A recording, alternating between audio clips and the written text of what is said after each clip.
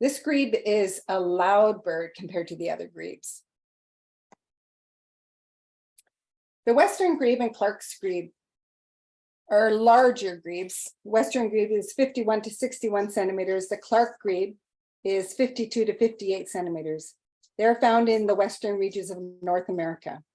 I've not actually seen a Clark's grebe in Alberta yet, because it's found mostly just in the southeast portion of the province. I am planning a trip to the southern part of the province, so if anyone can give me ideas where I might find this grebe, I would really appreciate it. The Clark's grebe, as you can see, has the black that's on the top of its head does not cover the eye, unlike the Western grebe where the black on the head does cover the eye. The Western grebe has a greenish yellow bill, while the Clark's grebe has an orangish yellow bill. The courtship display of the Western grebe and Clark's grebe is one of the most elaborate rituals in the Alberta bird world, and it's often featured on nature documentaries like National Geographic.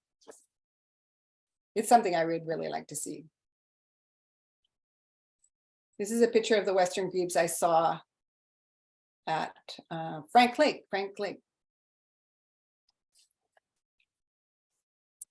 Okay, here's a range. Here shows the range for grebes from the Peterson Field Guide. I find it interesting to look at the range for these different grebes, because in our world, as I said, the redneck grebe is probably the one that you see most commonly. But when I look at the map here, it says the redneck grebe is an uncommon bird. So I guess how we experience grebes compared to how they're represented in North America is different.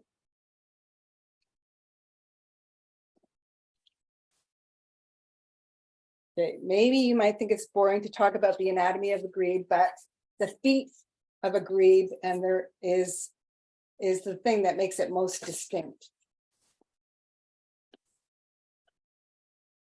Okay, so as I mentioned, grebes are basically small to medium in size, usually 9 inches to 16 inches.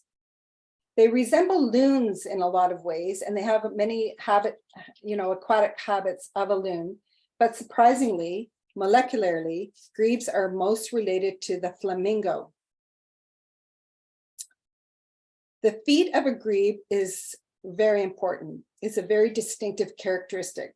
Grebes do not have webbed feet like ducks, swans, or geese, or loons, but instead they have big feet with broad lobed toes and flat nails. The hind toe is also a small lobe. Recent experimental work has shown that these lobes work like the hydrofoil blades of a propeller. They swim by simultaneously spreading out the feet and bringing them inward, with the webbing expanding to produce the forward thrust in much the same way as a frog does. Because of this, grebes are excellent swimmers and divers. Of course, their wings also play a large role in their speedy swimming and diving. And when flying, grebes use their trailing feet sort of as rudders. Because they have short tail feathers, their feet stick way out when they're flying. The foot placement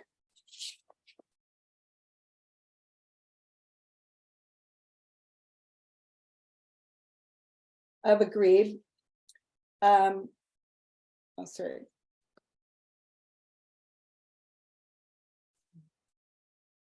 I'm getting ahead here on my pictures. The foot placement of the grebe is at the very back of their body. So the name for grebe is podiceps, which means feet placed far back on the body. I might ask you that question later, so you better hope that you remember that. So podiceps means rump foot. So because grebes have their feet placed so far back on their body, they cannot walk very well on land, and they very rarely are seen on land. Even trying to stand on the nests, I noted that they were very awkward, kind of falling forward. So grebes respond to danger by diving rather than flying. As an example of their diving abilities, the horned grebe can stay underwater for up to 3 minutes and travel 150 to 200 meters. So the speed at which the grebes can submerge has earned them such names as water witch and hell diver. So they can stay underwater for 3 minutes, yeah. They can run for a short distance, but they're prone to falling over, like I said, because their feet are placed so far back on their body. The personalities of the grebe are quite varied. As seen in this picture, the redneck grebe is very gregarious kind of bird.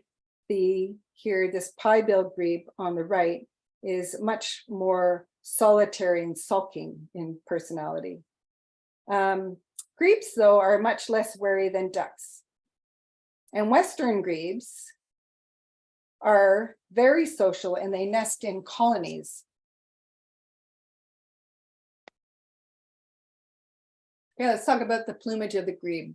As you can see in this picture, grebes have narrow wings and reduced tail feathers and very satiny breast feathers. They also have unusual plumage that is dense and waterproof.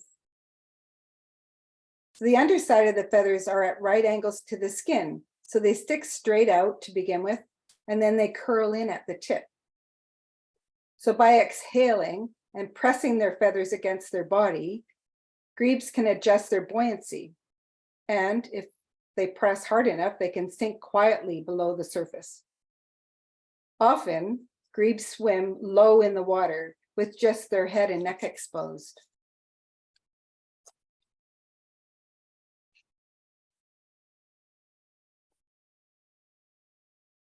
Okay, let's talk about the diet of grebes. Grebes' diets are made up mostly of animal matter. They dive to get food using a short forward arching spring. That's how they dive. They sort of arch into the water. They use their wings to propel themselves underwater in order to get the food of freshwater insects and crustaceans. Unlike many other birds, unlike other birds that are identified by having the same shape of beak, grebes each have very different shapes of beaks. So that will never be a way to identify a grebe by looking at the shape of their beak.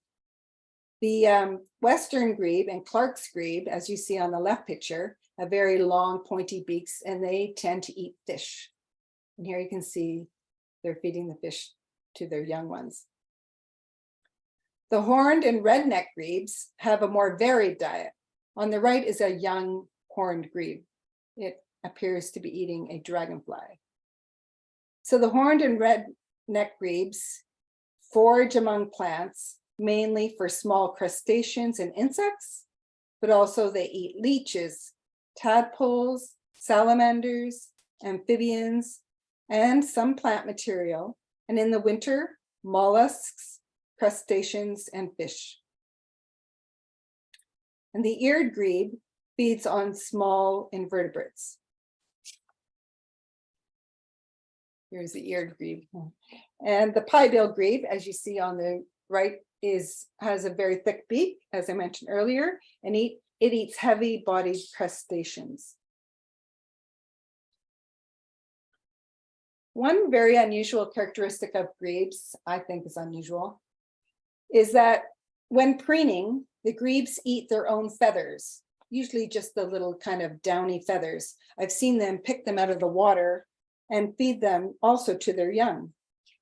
So the function of the feathers, of this behavior, of eating feathers, of this behavior is uncertain, but it's believed to assist with pellet formation and to reduce their vulnerability to gastric parasites and or to slow the passage of food to give more nutrients and or to act as a plug to filter or hold fish bones in the stomach until they can be digested. So periodically they disgorge the pellets.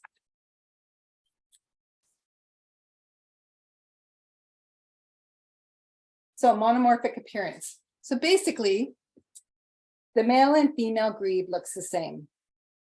The male may be slightly larger, maybe slightly more dramatically colored, but generally they're very hard to tell apart. So in this way, they're very different than ducks, who, as you may know, all the different kinds of ducks have a very distinct male and female appearance. The coloration of grebes, I talked about this already several times, but I'm going to repeat it over and over. As you can see here, they're in their fall plumage. During breeding season, or this is their breeding plumage. During breeding time, they have very striking chestnut markings on their head, chestnut colored markings. And like other grebes, the horned grebe has a golden patch of feathers behind the eyes that can be raised or lowered to give the appearance of horns. The middle one shows kind of the horns on the horned grebe and on the right side. The other one is eared grebe. Here again is the horns on the horned grebe, especially when they're excited, but even just when they're dry. Grebes, I find, are a little bit difficult to photograph when they're in the water because they can often look very wet and soggy. And here's some pictures of them looking wet and soggy, and they make very shiny photos. And here's the same horned grebe that you just saw in the fall, in non-breeding season, in very plain colors with whites and, you know, sort of brown tones.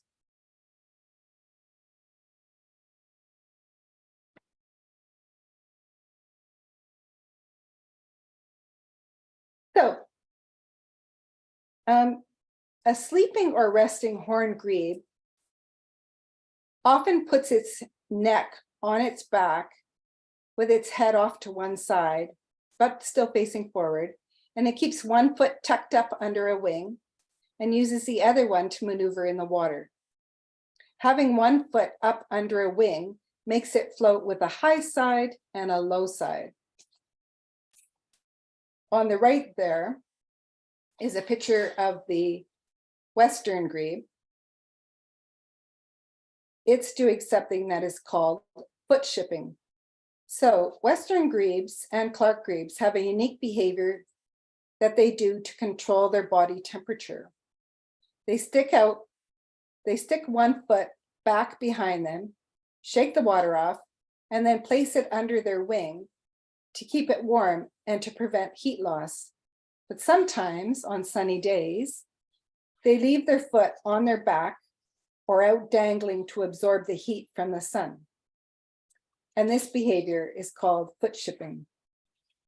I saw this, I got this photo actually in Saskatchewan at my friend's cottage, and I saw it quite often, this foot shipping. It was a common behavior.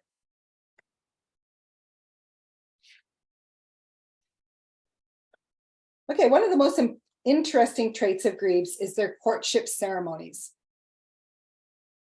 In the spring and summer, most once again, the most important thing during courtship is their dramatic coloring, right? These blacks and golden colors that most of them have. Of course, the western grebe and Clark's grebe are not colored like that, but the other grebes are.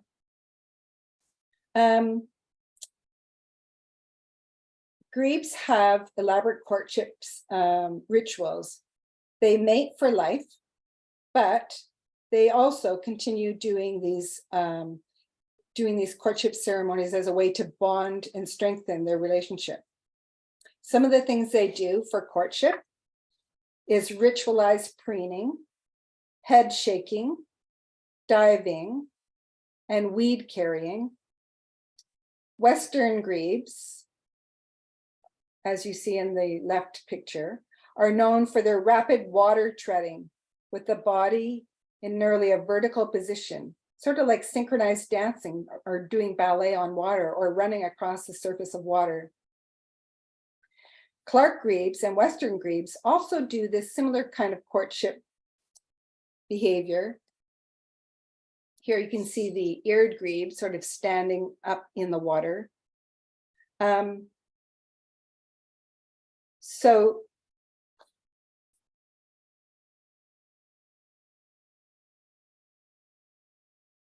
Sorry, just lost my place here. Clark grebes and Western grebes also do courtship feeding, where one bird feeds the other, and in both species, it's the male that feeds the female. The courtship display here of this eared grebe, the male and female may swim side by side while turning their heads back and forth and calling loudly. They also face each other while rearing up out of the water and turning their heads from side to side. And at the climax of their display, the pair may rear up to a vertical position, rush across the surface of the water side by side, just like the Western grebes do.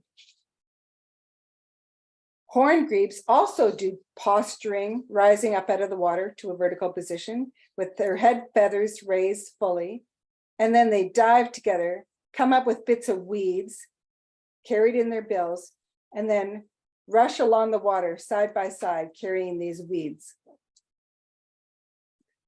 In the courtship of more secretive species like the pie-billed grebe, they do less sort of display and more vocalizations in their courtship behavior.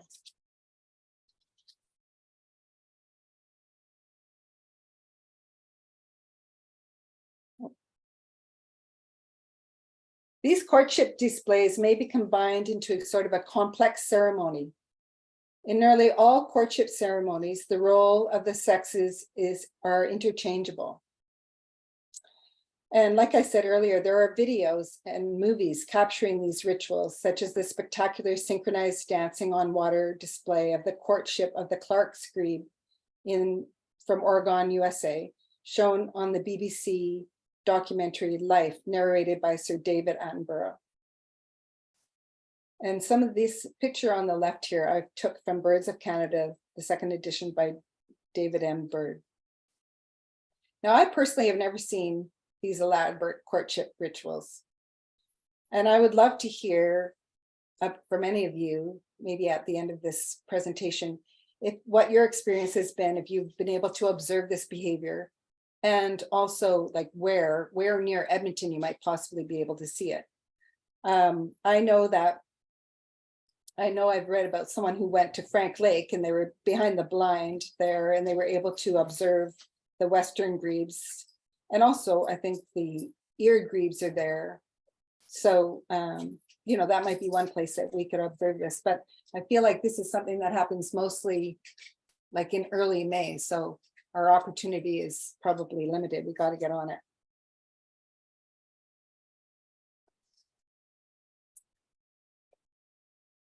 Probably what got me first interested or entertained by the grebes was watching them make a nest.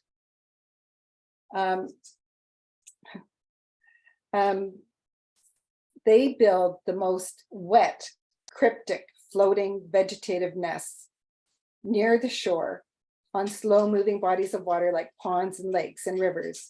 And they anchor these nests to some kind of emerging plant like bulrushes, where they're protected from predators of hawks and osprey. And these soggy nests are made of reeds and green wet plant material from under the water. And in it, they lay 3 to 8 chalky white eggs. So I was just really quite surprised that, look at the top right corner, like how wet and soggy the nests were, and that those eggs could survive in that wet, soggy nest. Anyway, when I watched the grebes, I noticed they took turns sitting on the eggs and they worked as a team. So when one got off the nest, another one would get on. And when an incubating parent is frightened off the nest, it frequently attempts to cover up the eggs with this soggy green nest material And by the end of incubation period, which is usually like 3 to 4 weeks, the eggs are usually strongly stained.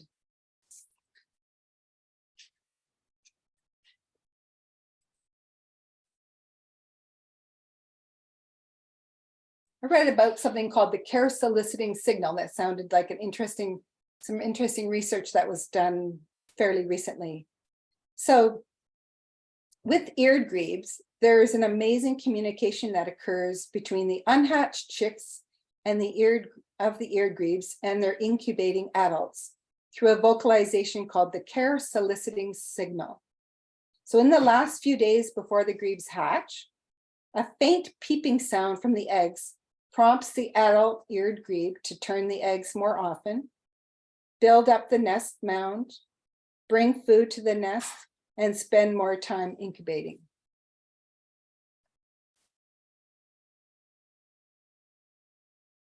Now let's talk about the young. They're so adorable. As you see on the right-hand side, they're very cute little birds. In most cases, once the eggs are hatched, and the adult will desert the nest and then just carry the babies on their back swimming in the water. But because the eggs seem to be laid not all at once, but maybe every other day, it can take several days before all the eggs are hatched. So there will be a period of time that the adult will be on the nest and have babies on her back and be sitting on eggs and have a baby in the water in front of her all at the same time, and then have her partner bringing food to them all. So it's endearing to see that both parents share in the nest building, incubation, and care of the young. On hatching, these downy young are marked with bold, longitudinal black and white stripes, although such stripes are rarely visible on the gray young of the western grebe or Clark's grebe. Remnants of the head stripes are carried over into the juvenile plumage. In addition to the stripes, the young have one or more bare spots on the crown, which color from pink to red when the young become excited. As in many grebe species, horned grebes usually spend the majority of their time on their parents' backs during the first 7 to 10 days, nestled in between their wings.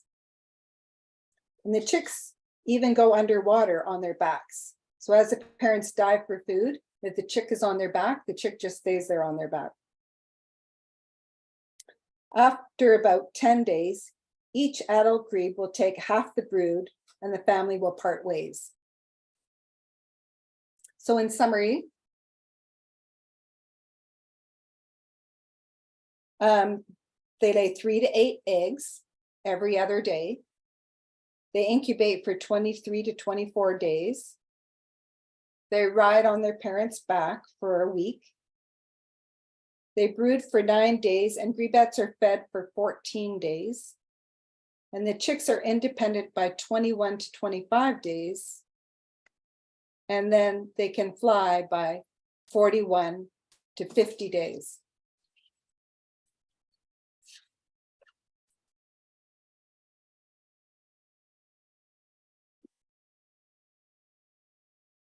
As the horned grebe matures,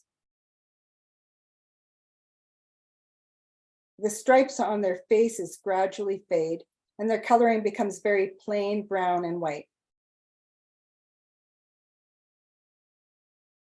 Here you can see that they're maturing and starting to swim on their own.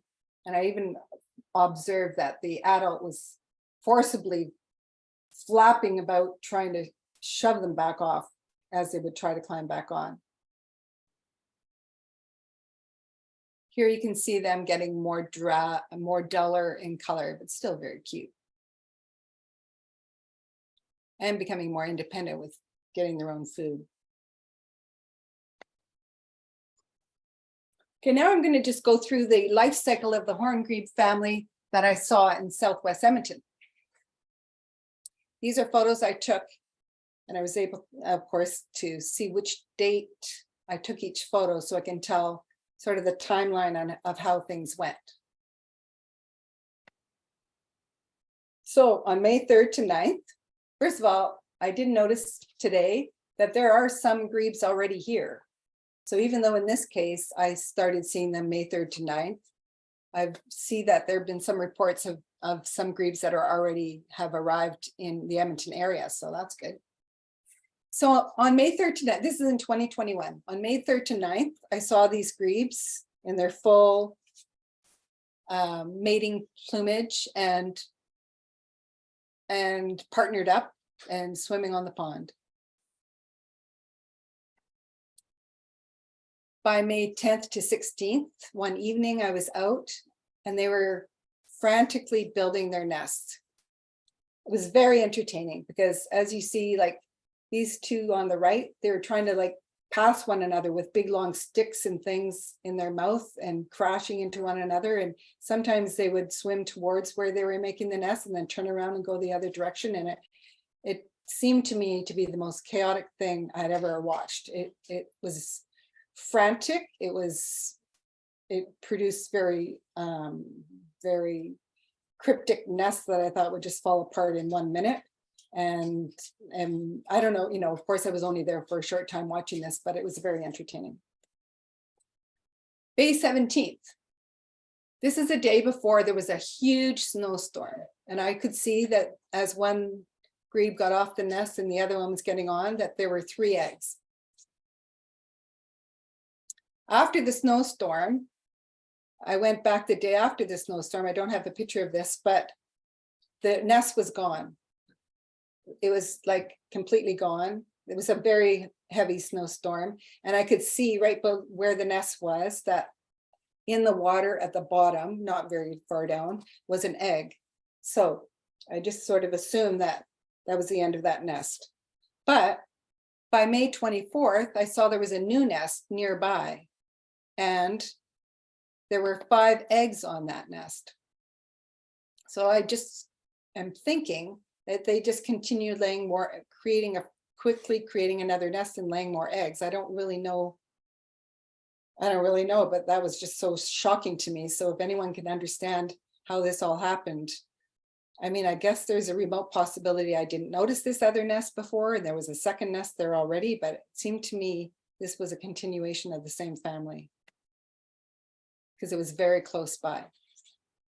On June 20th to 22nd, I could see that there were still some eggs in the nest, but there was also some hatched babies. So this is the start of the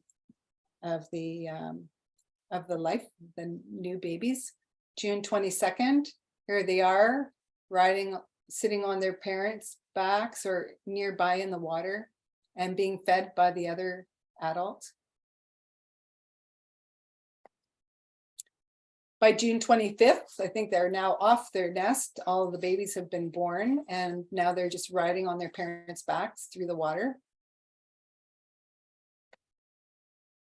By June 29th, here you can see they're being shoved off and they're swimming on their own and following their parents around.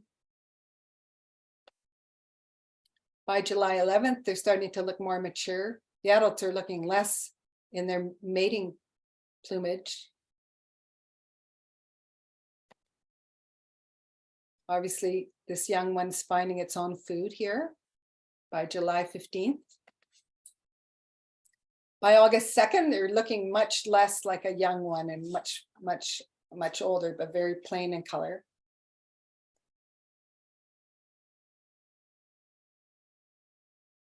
I noticed on the right slide here, this was the grebe. I showed this picture before, but because I never see them in the fall.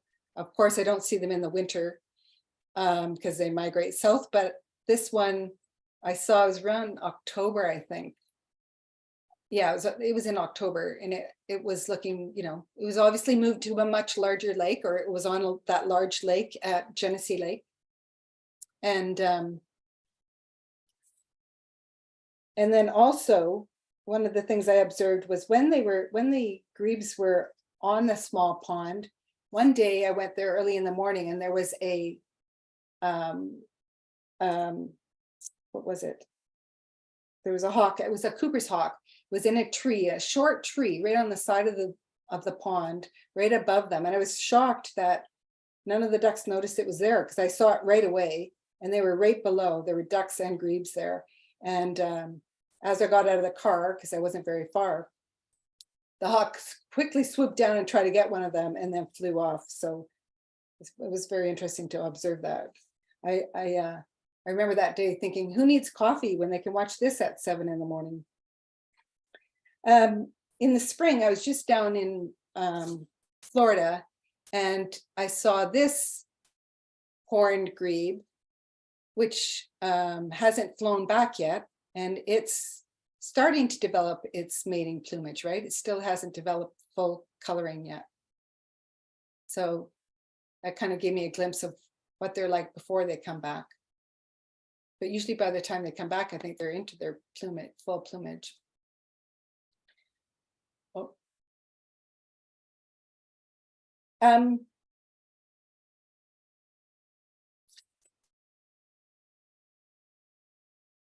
For the most part, grebes live in temperate regions, like in Canada, with distinct seasons, so they need to migrate for winter. And some species spend their non-breeding season on large lakes, bays, and open oceans or seacoasts. And they eat fish in salt water. So they switch over to going to the sea, and they eat saltwater fish. Horned grebes migrate a medium distance, singly, over land by night and along the coast by day. So they winter along the Pacific coast from Alaska to Mexico, or along the Atlantic coast from Nova Scotia to the Gulf Coast, and on large inland lakes such as the Great Lakes.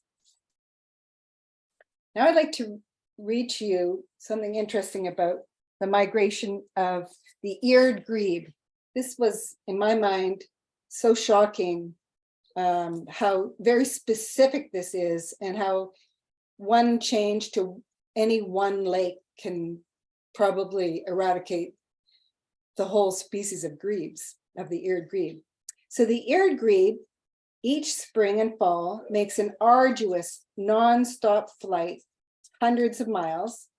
In the early fall, more than 99% of the entire North American population of eared grebes gather in two places, Mono Lake and Great Salt Lake of Utah and California.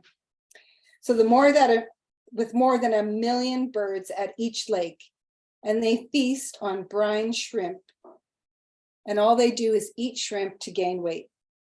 Their entire focus shifts to processing food, and their digestive organs grow, and their flight muscles shrink to the point that they're flightless. When their weight has doubled with stored fat and the food supplies in the lake dwindle, they stop eating. Now the digestive organs shrink to 1/4 of their peak size, and they become non-functional. And then the grebes exercise their wings so that flight muscles grow in preparation for one big flight. The stakes are high since they are now unable to eat. Their flight muscles must get strong enough while they still have enough stored fat to make the flight. And they only have enough fuel for one attempt. So on some optimal evening in October, hundreds of thousands of birds are in the air together for their overnight nonstop flight over the desert to the Pacific Ocean, where they will spend their winter.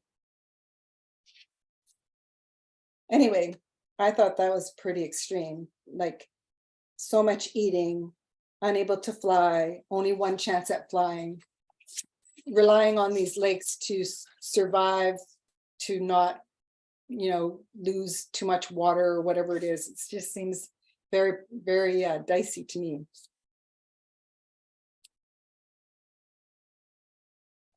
Are grebes endangered? About 1/3 of the world's grebes are listed at various levels of conservation concerns. The biggest threats to their survival include habitat loss and degrading of breeding habitat due to agriculture practices and pesticides, and due to drought. The introduction of invasive predatory fish, oil spills, ingestion of plastics and lead, and entanglement in fishing nets are also a threat, but in my mind, these seem to be more of a threat in their winter months when they're down south on those bigger lakes or on the ocean. But I guess some of those things could be a threat here as well. As such, there are 3 species of grebes that have gone extinct. And in 2022, the government of Canada has set in place policy to monitor the western grebes, as it's considered a species at risk due to the decline in numbers, as has been established by the Christmas bird counts of North America. I kind of looked at this report, which was like, you know, like hundreds of pages, I feel. And basically, after all of their, I mean, basically, they list all the things that need to be examined more closely to determine what the exact risks are, because they're still not really sure exactly the cause of the decline.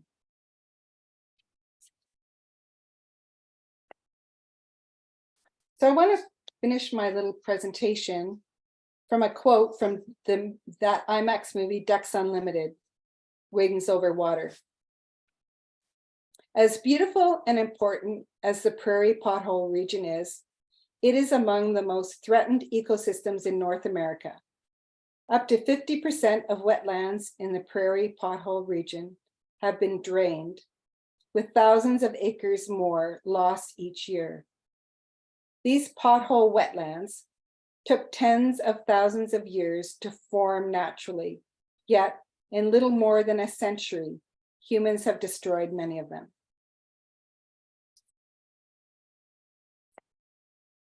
Just wanted to list the references that I used to research this presentation. I'd like for people to share any ideas they have about where you might be able to see the courtship ceremonies of any of these grebes, or if even just their experience of what they did see, if they have seen this in past. And the one question I do have, I hope you remember, is anyone who wants to answer this, what does podiceps mean?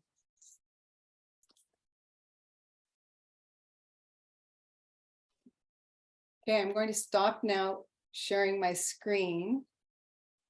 And I'm just going to say thank you for that presentation, Lucia. That was awesome.